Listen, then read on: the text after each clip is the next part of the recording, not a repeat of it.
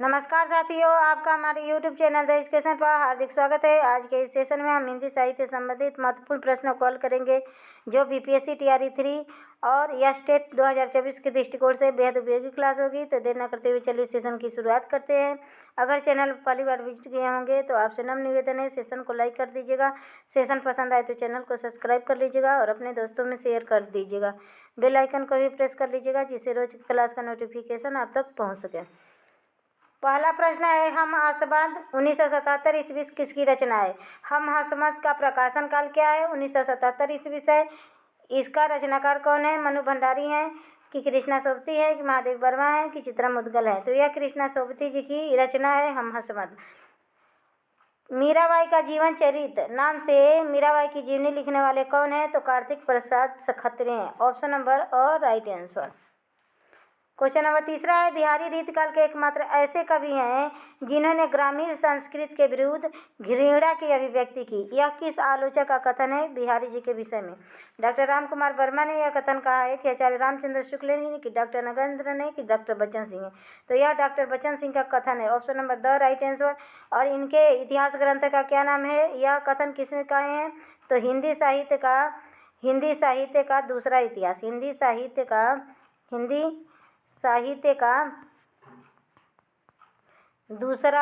दूसरा इतिहास इनके ग्रंथ का नाम है। दूसरा इतिहास इनके ग्रंथ का नाम है। किस पत्रिका के आह्वान पर भारतेंदु हरिश्चंद्र को भारतेंदु की उपाधि प्राप्त हुई? सार सुधा निधि पत्रिका, कवि वचन सुधा पत्रिका, कि हरिश्चंद्र मैगजीन या बाला बोधनी? यह चारों पत्रिका भारतेंदु हरिश्चंद्र की है, लेकिन किस पत्रिका के आह्वान पर भारतेंदु हरिश्चंद्र को भारतेंदु की उपाधि मिली? तो वह सार सुधा निधि पत्रिका पर। ऑप्शन नंबर और राइट आंसर। क्वेश्चन नंबर 5 है, प्राणों का सौदा जंगल के जीव वे जीते कैसे हैं नामक रेखा चित्रों के लेखक कौन है? देखिए, प्राणों का सौदा जंगल के जीव वे जीते कैसे हैं, यह क्या है? तीनों एक रेखा चित्र विधा की रचना है और यह श्री राम शर्मा जी की रचना है। यह तीनों रचनाएं किसका है? श्री राम शर्मा। प्राणों का सौदा जंगल के जीव वे जीते कहते हैं और यह तीनों रेखा चित्र है। समय के पाँव नामक रेखा चित्र के रचनाकार कौन है? देखिए, समय के पाँव भी क्या है? रेखा चित्र है। यह किसका रेखा चित्र है? सेठ गोविंद दास का है कि उपेंद्र नाथ अस्क का है कि माखनलाल चतुर्वेदी का है कि हरिवंश राय बच्चन का है? तो माखनलाल चतुर्वेदी का है समय का पाँव। क्वेश्चन नंबर 7 है, किस कवि को भारतेंदु युग एवं द्विवेदी युग के बीच की कड़ी माना जाता है? बालकृष्ण भट्ट को, कि ठाकुर जगमोहन सिंह को, कि प्रताप नारायण मिश्र को, कि बाल मुकुंद गुप्त को? तो बाल मुकुंद गुप्त को भारतेंदु युग एवं द्विवेदी युग के बीच की कड़ी माना जाता है। भाषा की दृष्टि से किस युग में दोहरापन पाया जाता है? तो भाषा की दृष्टि से भारतेंदु युग में दोहरापन पाया जाता है। Option number right answer. Question number 9 है, सर्वप्रथम हिंदी साहित्य के इतिहास को कालखंडों में विभाजित करने का श्रेय किस विद्वान को जाता है? आचार्य रामचंद्र शुक्ल को, कि शिव सिंह सेंगर को, कि जॉर्ज ग्रियर्सन को, कि डॉक्टर राम कुमार वर्मा को? तो जॉर्ज ग्रियर्सन को। इनके ग्रंथ का क्या नाम है? The modern vernacular literature of northern Hindustan. Kalidas की लालित्य योजना व्यवहारिक आलोचना के रचनाकार कौन है? कालिदास की लालित्य योजना क्या है? एक आलोचनात्मक ग्रंथ है और इसके रचनाकार कौन है? हजारी प्रसाद द्विवेदी हैं, क्या रामचंद्र शुक्ल है, कि रामविलास शर्मा है, कि नंद दुलारे वाजपेयी हैं? तो डॉक्टर हजारी प्रसाद हैं कालिदास की लालित्य योजना नामक आलोचना के रचनाकार। क्वेश्चन नंबर 11 है, 1900 ईस्वी में सरस्वती पत्रिका के प्रकाशन वर्ष से द्विवेदी युग का आरंभ किस युग का समापन माना जाता है? 1900 ईस्वी में सरस्वती पत्रिका के प्रकाशन वर्ष से द्विवेदी युग का आरंभ एवं किस युग का समापन माना जाता है? प्रसाद युग का, कि प्रयोगवाद युग का, कि प्रगतिवाद युग का, कि भारतेंदु युग का? तो भारतेंदु युग के बाद ही द्विवेदी युग आया, यानी कि भारतेंदु युग को समाप्त करके द्विवेदी युग आया। तो समापन किससे माना जाता है? भारतेंदु युग से। जगन्नाथ दास रत्नाकर के काव्य गुरु नवनीत चौबे। अब पूछेगा जगन्नाथ दास रत्नाकर के काव्य गुरु कौन है? तो नवनीत चौबे हैं। को किस आलोचक ने पुरानी परिपाटी का आधुनिक कवि कहा? तो वह आचार्य रामचंद्र शुक्ल ने कहा। Option number the right answer. Question number 13 है, वह कौन से हिंदी के मूर्धन्य साहित्यकार हैं जिन्हें हिंदी में प्रथम सरस्वती सम्मान से सम्मानित किया गया? हरिवंश राय बच्चन है कि रामविलास शर्मा है कि माखनलाल चतुर्वेदी है कि सुमित्रा नंदन पंत है? हरिवंश राय बच्चन को सरस्वती सम्मान से प्रथम बार सरस्वती सम्मान से सम्मानित किया गया। मिश्र बंधु कितने भाई थे? तो मिश्र बंधु 3 भाई थे, श्याम, सुखदेव और गणेश। श्याम बिहारी, सुखदेव बिहारी और गणेश बिहारी। क्वेश्चन नंबर 15 है, हिंदी का प्रथम दैनिक समाचार पत्र समाचार सुधावर्षण था जो 1854 ईस्वी में बाबू श्याम सुंदर सेन के संपादन में कहाँ से प्रकाशित होना आरंभ हुआ? तब पूछेगा कि हिंदी का प्रथम दैनिक समाचार पत्र कौन है? तो वह समाचार सुधावर्षण है। हिंदी का प्रथम समाचार पत्र पूछेगा तो वह उदंत मार्तंड है, लेकिन वह साप्ताहिक था। और दैनिक समाचार पत्र समाचार सुधावर्षण था, जिसका प्रकाशन वर्ष क्या है? 1954 ईस्वी से है। और इसके प्रकाशनकर्ता कौन है? तो बाबू श्याम सुंदर सेन है। और यह कहाँ से प्रकाशित हुआ? तो यह कलकत्ता से प्रकाशित हुआ। हिंदी का प्रथम समाचार पत्र उदंत मार्तंड। देखिए, हिंदी का प्रथम दैनिक पूछेगा तो समाचार सुधावर्षण, और प्रथम पूछेगा तो उदंत मार्तंड।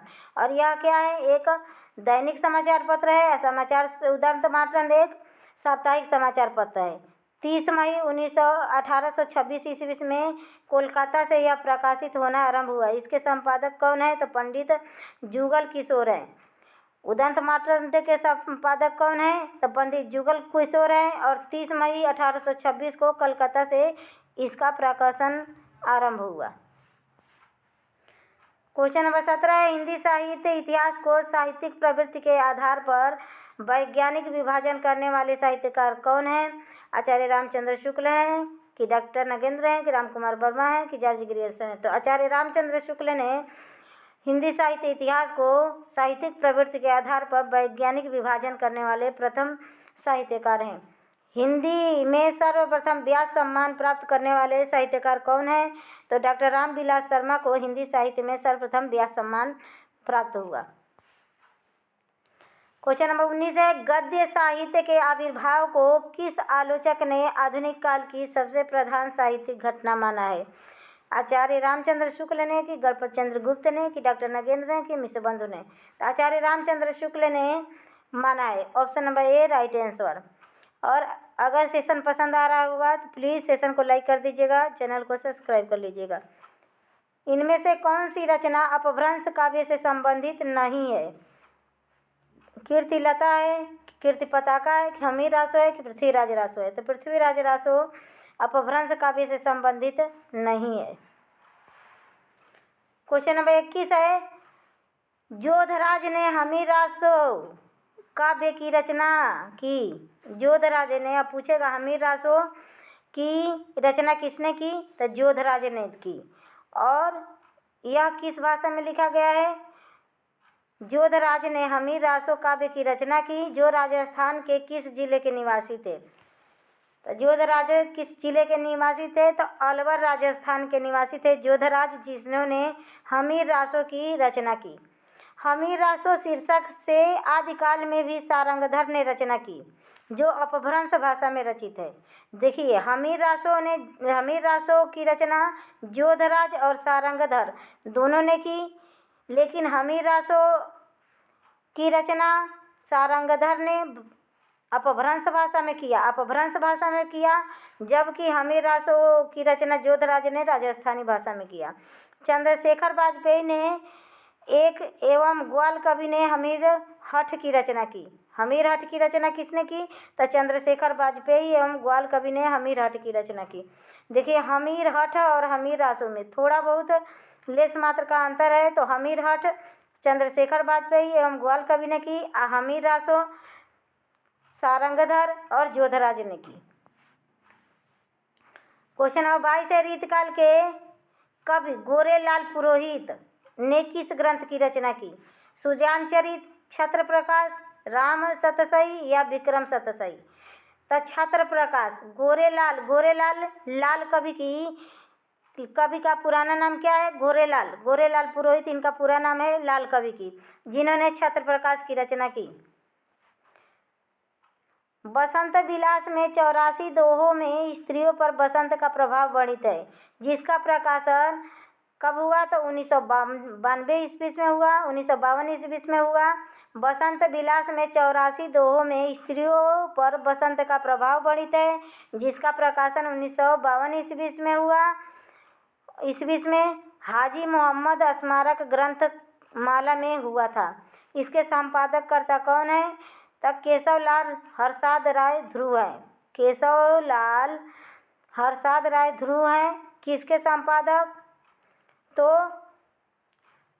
बसंत विलास के संपादक। और बसंत विलास का प्रकाशन कब हुआ? तो 1952 ईस्वी में हुआ। और किस ग्रंथ में? तो मोहम्मद स्मारक ग्रंथ माला में इसका प्रकाशन हुआ। और इसके संपादक केशवलाल हरसाद राय ध्रुव हैं। क्वेश्चन नंबर 24 है, अन्योक्ति कल्पद्रुम के रचयिता कौन है? अन्योक्ति कल्पद्रुम के रचयिता कौन है? राम सहाय हैं, राम सहाय रहेगा, राम सहाय हैं कि दीनलाल गिरी हैं कि सरजू राम पंडित हैं कि जानकी रसिक शरण हैं? तो दीनदयाल गिरी हैं अन्योक्ति कल्पद्रुम के रचनाकार। किसने भक्ति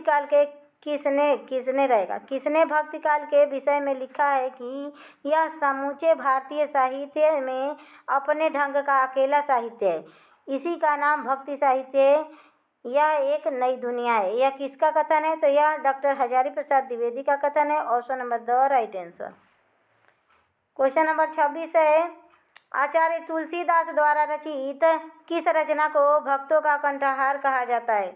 तो आचार्य तुलसीदास द्वारा रचित विनय पत्रिका को भक्तों का कंठहार कहा जाता है। ऑप्शन नंबर ब राइट आंसर। किस आलोचक ने अपने साहित्य इतिहास ग्रंथ में लिखा है, भक्ति का प्रवाह विस्तृत एवं प्रबल होता गया, उसकी लपेट में हिंदू जनता ही नहीं, देश में बसने वाले सहृदय मुस्लिम भी न जाने कितने आ गए? यह किसका कथन है? तो आचार्य रामचंद्र शुक्ल जी का कथन है भक्तिकाल के विषय में। क्वेश्चन नंबर 28 है, बेताल कवि जो रीतिकाल के नीति कवि हैं। बेताल कवि किस काल के कवि हैं? तो रीतिकाल के कवि हैं और यह नीति ग्रंथ लिखने वाले कवि हैं। किसके दरबार में वह कवि रहते थे? तो विक्रम शाही के दरबार में रहते थे। Option number the right answer. रीतिकाल के किस कवि ने रामचरितमानस की दोहा चौपाई शैली के आधार पर ब्रज भाषा में कृष्णायन की रचना की? आधुनिक काल में द्वारिका प्रसाद मिश्र ने कृष्णायन की रचना की है। आधुनिक काल में द्वारिका प्रसाद मिश्र ने कृष्णायन की रचना की, लेकिन रीतिकाल में कृष्णायन की रचना किसने की? तो मंचित कवि ने की। किसने की? तो मंचित कवि ने की। Option number the right answer. रीतिकाल में कृष्णायन की रचनाकार मंचित कवि ने की और आधुनिक काल में कृष्णायन की रचना किसने की? तो द्वारका प्रसाद मिश्र ने की। रीतिकाल के आचार्य केशव ने रामचंद्रिका की रचना की। रामचंद्रिका के रचनाकार कौन है? तो आचार्य केशव हैं। और रामचंद्रिका किस काल की रचना है? तो रीतिकाल की रचना है। देखिए, एक ही प्रश्न में कई सारे प्रश्न छुपे हैं, एक ही प्रश्न से कई सारे प्रश्न बन सकते हैं। रीतिकाल के आचार्य केशवदास ने रामचंद्रिका की रचना की। यह कितने प्रकरणों में विभक्त है? तो यह 39 प्रकरणों में विभक्त है, मतलब अध्यायों में विभक्त है। किसने गुरुमुखी लिपि में रामायण की रचना की? तो कपूर चंद्र त्रिखा ने गुरुमुखी लिपि में रामायण की रचना की। और संस्कृत में महर्षि वाल्मीकि ने किया, अवधी में रामचरितमानस बाबा तुलसीदास ने किया और गुरुमुखी लिपि में कपूर चंद्र त्रिखा ने किया रामायण की रचना। और गुरुमुखी लिपि पंजाबी भाषा की लिपि है। ब्रजभाषी दास सूरसागर के अनुकरण पर किस ग्रंथ की रचना किए? कृष्णायन की रचना की है ब्रजवासी दास, कि हनुमान पचीसी की, कि जैमिनी पुराण की, कि ब्रज विलास की। तब ब्रज विलास की रचना की है ब्रज विलास ब्रजवासी दास। ब्रज से ब्रजवासी दास समझ लीजिएगा। ब्रजवासी दास ने किसकी रचना की? तब ब्रज विलास की रचना की। हिंदी में रामचरितमानस के बाद सर्वाधिक टीकाएँ किस ग्रंथ की लिखी गई? तो बिहारी सतसई की सर्वाधिक टीकाएँ लिखी गई रामचरितमानस के बाद। क्वेश्चन नंबर 34 है, the modern vernacular literature of northern Hindustan नामक साहित्य इतिहास ग्रंथ का प्रकाशन किस वर्ष हुआ? तो 1988 ईस्वी में the modern vernacular literature of northern Hindustan का प्रकाशन काल हुआ और यह जॉर्ज ग्रियर्सन द्वारा लिखित ग्रंथ है। आचार्य केशवदास के संबंध में किस आलोचक ने कहा है कि उनमें प्रबंध काव्य रचना के लिए न योग्यता थी और न ही अनुभूति की शक्ति थी? तो यह कहने वाले कौन है? तो आचार्य रामचंद्र शुक्ल, सबसे बड़े आलोचक। क्वेश्चन नंबर 36 है, रीतिकाल के कवि बिहारी किस संप्रदाय के अनुयायी थे? वल्लभाचार्य संप्रदाय के, कि निम्बार्क संप्रदाय के, कि सखी संप्रदाय के, कि उदासी संप्रदाय के? तो निम्बार्क संप्रदाय के अनुयायी थे रीतिकाल के कवि बिहारी। और निम्बार्क संप्रदाय द्वैतवाद से संबंधित है। द्विवेदी युग में किस कवि ने साकेत संत की रचना की जो भरत के आधार पर रचा गया है? तो यह है रामचरित उपाध्याय। द्विवेदी युग में रामचरित उपाध्याय ने साकेत संत नाम से रचना की है जो भरत के जीवन पर आधारित है। एक साकेत की रचना मैथिली शरण गुप्त ने किया है। क्वेश्चन नंबर 38 है, राम काव्य की कौन सी विशेषता या प्रवृत्ति इनमें से एक नहीं है? रामचरित का गान, दास्य भाव की भक्ति, समन्वयवादी दृष्टिकोण है, या लोक कल्याण की भावना, प्रबंध शैली का प्रयोग, या शांत रस की प्रधानता, नवरस की अभिव्यंजना, अवधि भाषा का प्रयोग, या नारी का भोग्य रूप में चित्रण? तो नारी का भोग्य रूप में चित्रण रीतकाल में हुआ, न कि भक्ति काव्य में, राम काव्य में। बाकी सारी विशेषता राम काव्य से संबंधित है, लेकिन नारी भोग्य का चित्रण नहीं है। क्वेश्चन 39 है, किस आलोचक ने भिखारी दास को आलोचना का शिलान्यास करता कहा? डॉक्टर नगेंद्र ने, कि आचार्य रामचंद्र शुक्ल ने, कि डॉक्टर बच्चन सिंह ने, कि डॉक्टर रामकुमार वर्मा ने? तो डॉक्टर नगेंद्र ने भिखारी दास को शिलान्यास करता माना। किसका? दास को आलोचना का शिलान्यास माना। किसने रीतिकाल के कवि भूषण को हिंदू जाति का प्रतिनिधि कवि कहा? किसने रीतिकाल के कवि भूषण को हिंदू जाति का प्रतिनिधि कवि कहा? तो वह है आचार्य रामचंद्र शुक्ल। आचार्य रामचंद्र शुक्ल ने भूषण को हिंदू जाति का प्रतिनिधि कवि कहा। क्वेश्चन नंबर 41 है, सिख धर्म के खालसा पंथ की स्थापना किस गुरु ने की? गुरु गोविंद सिंह ने, कि गुरु अंगद देव ने, कि गुरु तेग बहादुर ने, कि गुरु नानक ने? तो खालसा पंथ की स्थापना सिखों के 10वें गुरु गोविंद साहब ने किया। गुरु नानक के पुत्र श्री चंद्र ने किस संप्रदाय की स्थापना की? तो उदासी संप्रदाय। श्री चंद्र ने उदासी संप्रदाय की स्थापना की। और इनके गुरु नानक के 2 बेटे थे, श्री चंद्र और लक्ष्मी चंद्र। क्वेश्चन नंबर 43 है, भूषण की उपाधि चित्रकूट के राजा किस राजा ने प्रदान की? तो रुद्रशाह सोलंकी ने भूषण को भूषण की उपाधि की प्रदान किए। और सोलंकी कहाँ के राजा थे? तो चित्रकूट के राजा थे। चिंतामणि त्रिपाठी जो रीतिकाल के प्रसिद्ध कवि हुए, वह कितने भाई थे? तो चिंतामणि 4 भाई थे। ऑप्शन नंबर स राइट आंसर। क्वेश्चन नंबर 45 है, मतीराम ने अपने प्रसिद्ध ग्रंथ ललित ललाम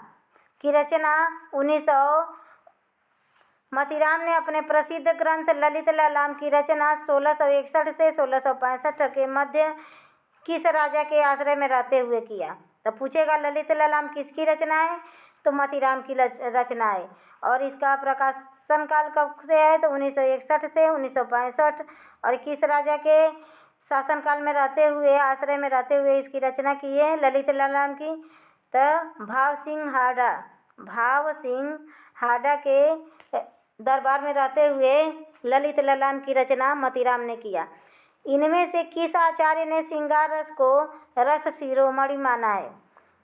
तो मोतीराम ने ऑप्शन नंबर ब राइट आंसर, मोतीराम ने श्रृंगार रस को रस शिरोमणि माना है। क्वेश्चन नंबर 47 है, किस कवि ने भील बालक शंभुक के जीवन पर आधारित शंभुक काव्य की रचना की? जगदीश गुप्त ने, कि जगदीश वर्मा ने, कि जगदीश प्रसाद ने, कि जगदीश शुक्ल ने?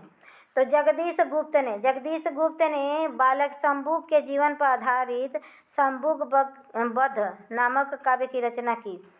हनुमान जी के जीवन चरित्र को आधार बनाकर कोटा के निवासी, कोटा कहाँ पड़ता है? राजस्थान में। तो कोटा के निवासी कवि ने आंजनेय प्रबंध की रचना की। वह कौन से कवि हैं? तो दया कृष्ण विजय। आनंद आंजेय प्रबंध काव्य किसकी रचना है? तो दया कृष्ण विजय की रचना है और यह कोटा के निवासी हैं। और आंजनेय प्रबंध किसके जीवन पर आधारित है? तो हनुमान जी के जीवन चरित्र को आधार बनाकर दया कृष्ण विजय ने रचना की। क्वेश्चन नंबर 49 है, इनमें से किस ग्रंथ में चंद्रलोक की पद्धति पर अलंकारों के लक्षण और उदाहरण प्रस्तुत किए गए हैं? इनमें से किस ग्रंथ में चंद्रलोक की पद्धति पर अलंकारों के लक्षण और उदाहरण प्रस्तुत किए गए हैं? तो भाषाभूषण किसकी रचना है? तो जसवंत सिंह। भाषाभूषण जसवंत सिंह की रचना है और इसमें चंद्रलोक की पद्धति पर अलंकारों के लक्षण और उदाहरण प्रस्तुत किए गए हैं। अति महत्वपूर्ण प्रश्न, हिंदी शब्दकोश में वर्तमान में लगभग कितने हैं? 4 लाख हैं कि 5 लाख हैं कि 6 लाख हैं कि 7 लाख हैं? तो महत्वपूर्ण हिंदी शब्दकोश वर्तमान में 5 लाख लगभग शब्द हैं। हिंदी शब्दकोश में लगभग 5 लाख शब्द हैं। ऑप्शन नंबर ब राइट आंसर। आज का यह सेशन यहीं समाप्त हुआ। आशा है सेशन पसंद आया होगा। अगर सेशन पसंद आए तो प्लीज़ सेशन को लाइक कीजिएगा, चैनल को सब्सक्राइब कीजिएगा। नमस्कार दोस्तों, धन्यवाद।